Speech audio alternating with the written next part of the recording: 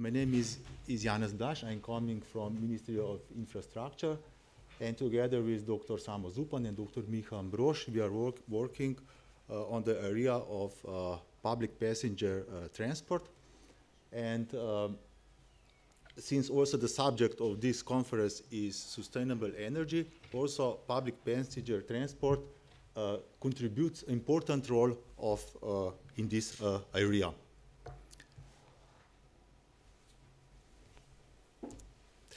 So, in agenda, we want to present our research work. Also, that means also in the future role of public passenger transport. Together with my colleague, we prepare two experiments, two research work. Namely, the first one refers to the optimization of public passenger transport lines, and the second one refers to the use of buses to alternative propulsion sources. I have to mention that when we talk about public passenger transport,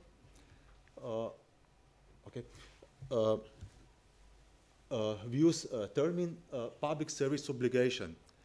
That means that we are talking about compulsory service, which is not subjected to commercial services or tourist services. That means that condition for such services is that also we need co-financing through subsidies and through compensation, because such services should also cover non-profitable lines.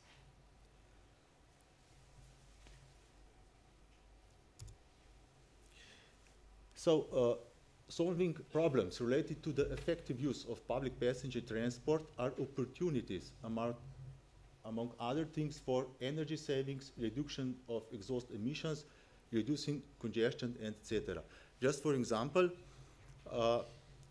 in Ljubljana, we have approximately 1,400 commuters, and we calculate that approximately 10% of these commuters use public transport. The other use personal car.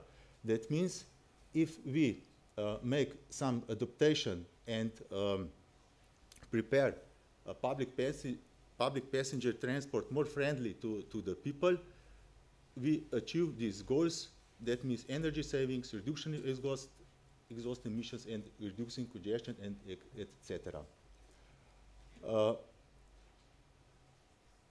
So what we want to do, we want to adapt public passenger transport to the needs of population, and we want to select such vehicles that use the alternative propulsion technologies according to also terrain configuration.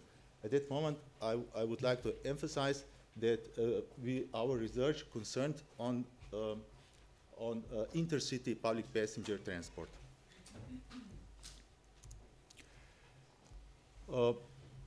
So what are the needs? The national, regional, or local level must recognize this opportunity and set priorities for achieving these goals. And the most important is to establish appropriate organizational forums at the national, provincial, or local level. So we need organizational structure, which we call Public Transport Authority. And as I mentioned, the main task of such authority is to manage public passenger transport financing and control. And also we need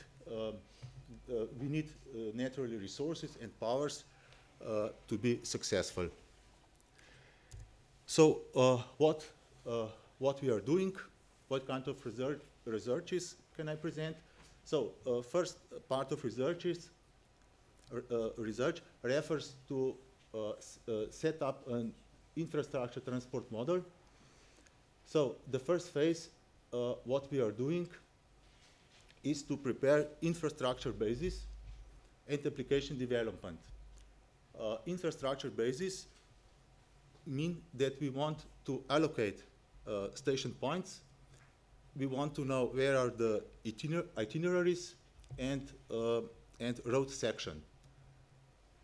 Then we are looking for pilot areas where public service obligation, public passenger transport is already running. And in the next phase, we were preparing all the necessary data, which will then be input in our model. In second phase, we prepare optimization. We made optimization. First step was to prepare objective function, and in the next stage, we made linear regression model with JRJ algorithm. When we at the end, we want to see what our model shows. So, the first pilot area, we select 28 lines, bus lines. We can split it in 4 bundles. That means main line with supply lines, partly parallel line, parallel lines with a link, split main line. When we want to, if we want to calculate this objective function, we prepare all this input data. And these are number of passengers, bus and auto travel times, crossing of lines, time accuracy according to timetables, ticket prices, cost of using personal car, possibility to add new lines, population density of 100 meters in the vicinity of each station, number of bus journeys, length of lines, and timetables. These are all input data for our model. And what are the results? We prepare objective function as a sum of 8 criteria. These criteria are from 1 to 8. Density of population in the vicinity of 500 meters, travel times, price affordability, time accuracy regarding timetables, possibility of extending the lines, rate of use public passenger transport, accessibility to park and ride, and occupancy of the buses. Each of the criteria, we add also weights. And what we want to emphasize is that it's very important if we look for the value of this objective function from the point of view of public transport authority or passengers or bus providers. Because it is, just for example, it is not the same when we look ticket prices, if we look from point of view of passenger, or if we look from point of view of concessionaire bus providers. In the next phase, we make further optimization. We use the methods of linear regression and nonlinear JRJ algorithm. We prepare a mathematical record, and dependent variable is y, and independent variable is our criteria. As a result of this optimization, you see 28 lines with 3 different methods. First method is objective function. Second, optimization method V1. When we, at the end of optimization, we receive 3 criteria.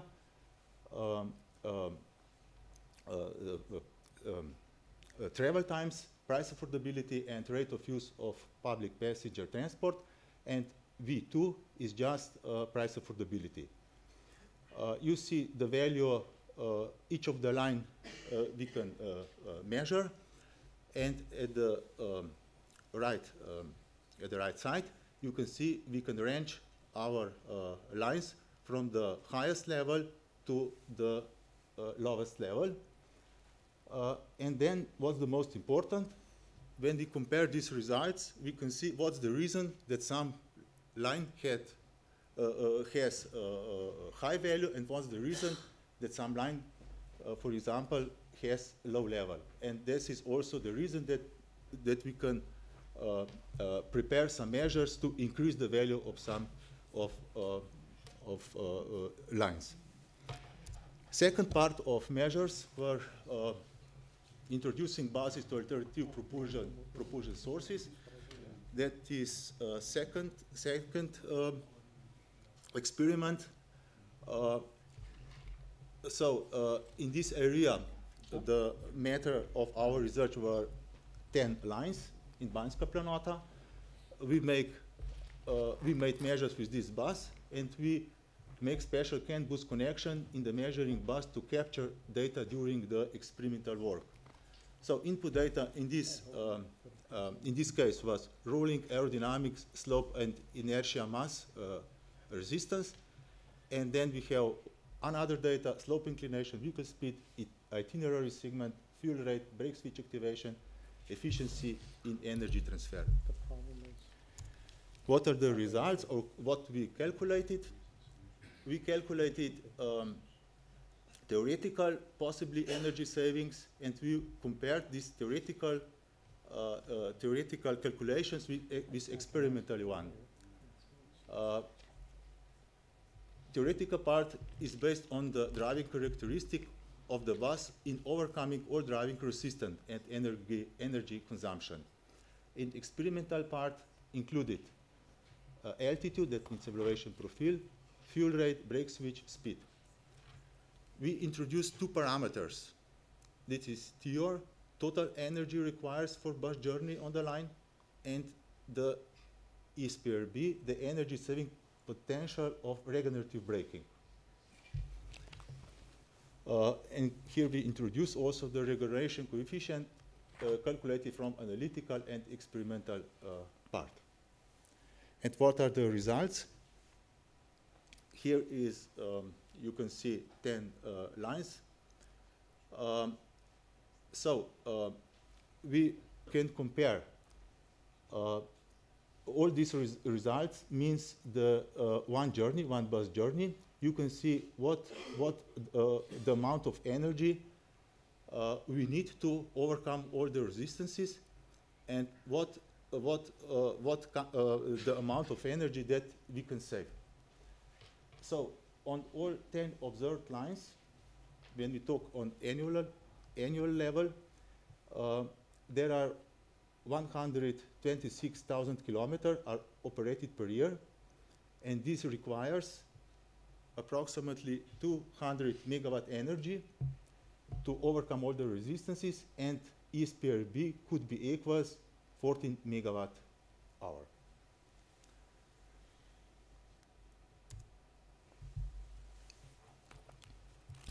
In the conclusion, we could say that such methodology as I presented could serve public transport authority for further decision.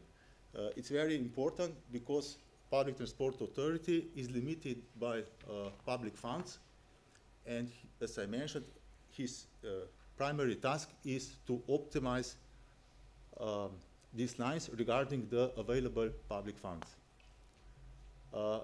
Regarding optimization, so we propose experimentally determine the criteria first, and then calculate objective function, followed by optimization procedure. In our case, the variants V1 and V2, the most suitable variant, what we found is V2 with the following criteria: travel times, price affordability, and the rate of use of public service obligation, public passenger transport. And what is the most important? In all these three criteria, bus providers can have direct influence. So if bus provider wants to, for example, improve the value, here is the chance to do this. And we can then evaluate and compare these results. All the methods show sufficient statistical reliability. Regarding potential energy savings due to regenerative braking, we found that we could talk about 7%, And here I must mention that this includes all efficiency rate in transmission and also driver behavior during braking. Regarding emissions, we found that in such cases, emissions are estimated to be reduced by up to 20%. And for this 20%, we refer to researches from the company Delin from Belgium. So from these researches, we come to such conclusion. Thank you very much for your attention. So for the successful implementation of such research, for which it is recommended to continue, strong support from the state, the country, or the local community is needed. Thank you very much.